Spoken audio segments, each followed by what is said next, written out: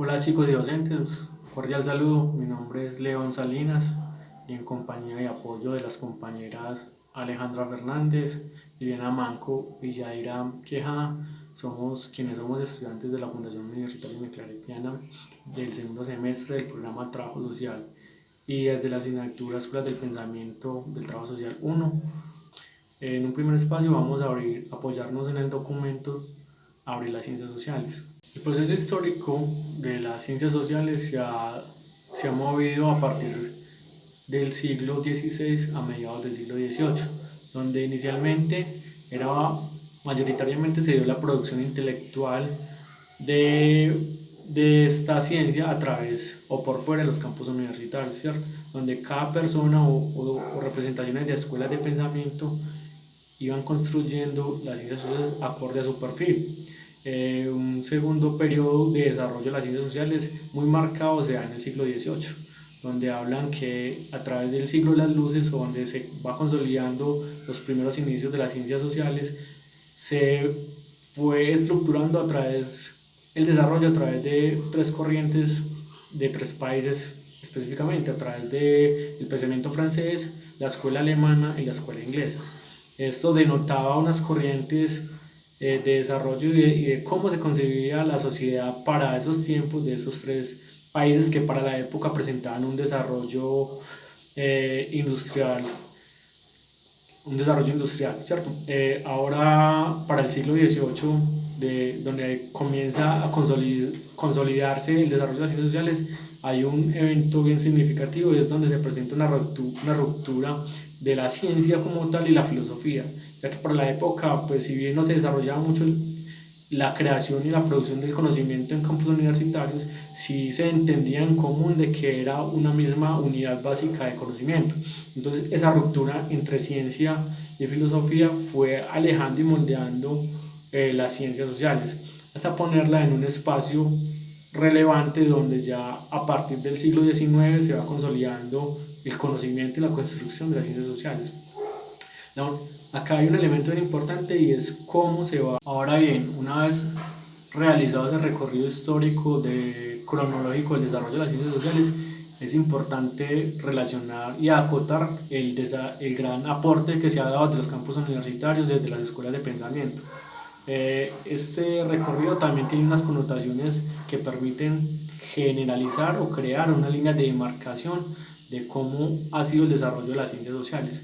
Un primer elemento que plantea el documento y el autor es el pasado presente de las ciencias sociales, es decir, cómo a principios del siglo XVI hasta finales del siglo XVIII e inicios del siglo XIX, la forma de adquirir conocimiento es a través de la historia, ¿cierto? Donde la forma de exponer o concebir las sociedades era a través del análisis de los hechos, de los textos, cómo los autores se apoyaban en textos para entender y recopilar y crear la forma. Una segunda línea de marcación es el presente.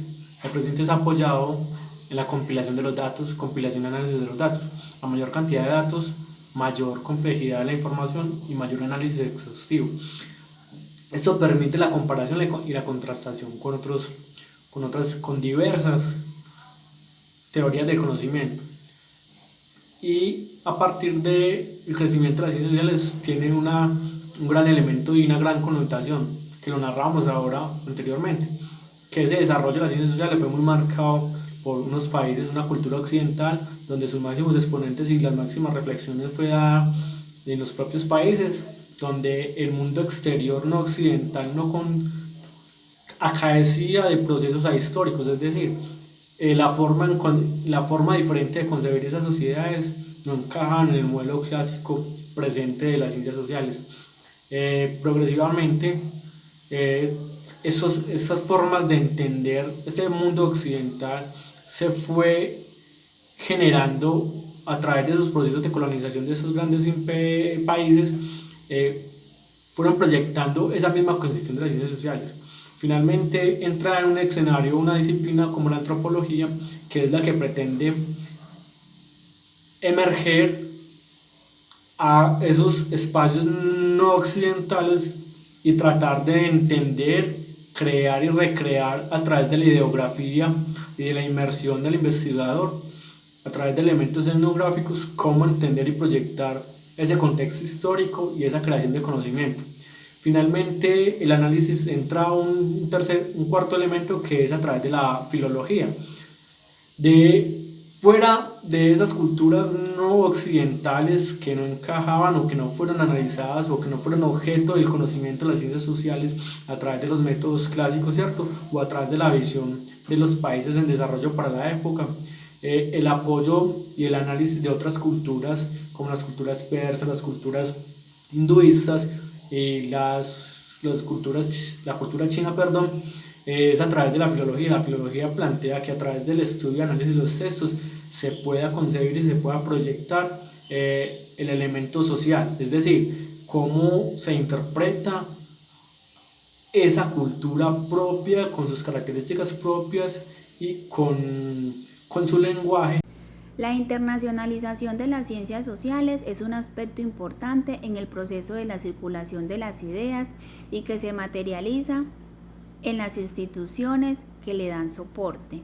En 1945 hubo un gran cambio en dicha internacionalización, pues al notar el dominio de los Estados Unidos surgen propuestas de producir y aumentar investigadores, potenciar su conocimiento y que estos a su vez se interesaran por culturas alejadas, querer conocer sus formas de convivencia, su economía y su política, generando así investigación empírica, y que este conocimiento no fuese solo para algunos campos educativos, sino que se le diera paso a otras ciencias como la sociología y la politología, y que se empezara a incursionar y a revelar otra realidad, creando así estudios de área.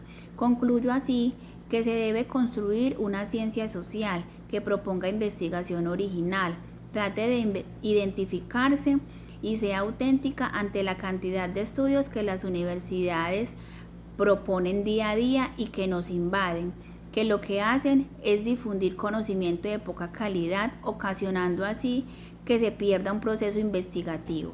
Le hablaré sobre el siguiente ítem: la esfera de investigación de las ciencias naturales.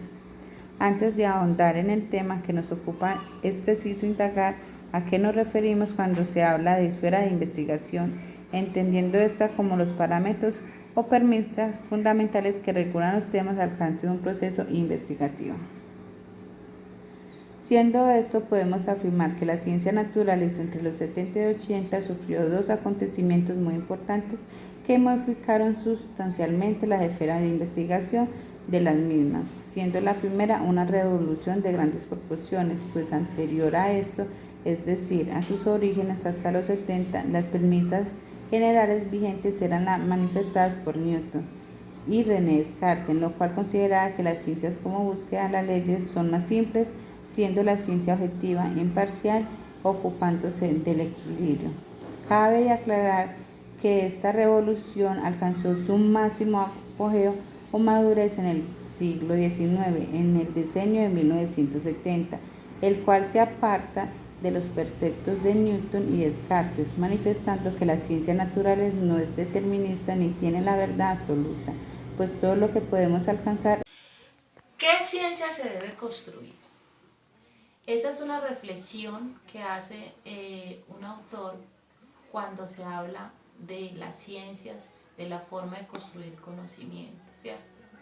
Es interesante ver cómo el autor en este documento nos da una precisión y unos fundamentos que debemos seguir a la hora de construir ciencia. Él lo manifiesta en su documento de que el problema del futuro no es construir una ciencia o hacerle una reestructuración a la ciencia. De hecho, él dice que no incita a que se deba realizar eso. Lo que él nos está invitando en su documento es a que nosotros, los estudiantes, los investigadores y las universidades del futuro, podamos tener una delimitación y un fomento en la creación de conocimiento, ¿cierto?, a la hora de la construcción de unas ciencias. ¿Por qué? Porque es que hoy en día nos estamos dedicando a hacer construcciones sobre lo construido, ¿cierto? Hoy en día nos estamos dedicando simplemente a fomentar o a sacar cosas que ya otros investigadores y otros pensadores han realizado. Entonces, ese no es el problema. El problema es cómo nosotros, los estudiantes y las universidades del futuro, le damos sentido a la hora de construir conocimiento. Es interesante ver que él nos manifiesta que nosotros como investigadores del futuro debemos construir conocimiento que sean dirigibles y que al mismo tiempo sean aplicables en una sociedad, ¿cierto? Que debemos delimitar el campo de estudio de la construcción de una ciencia.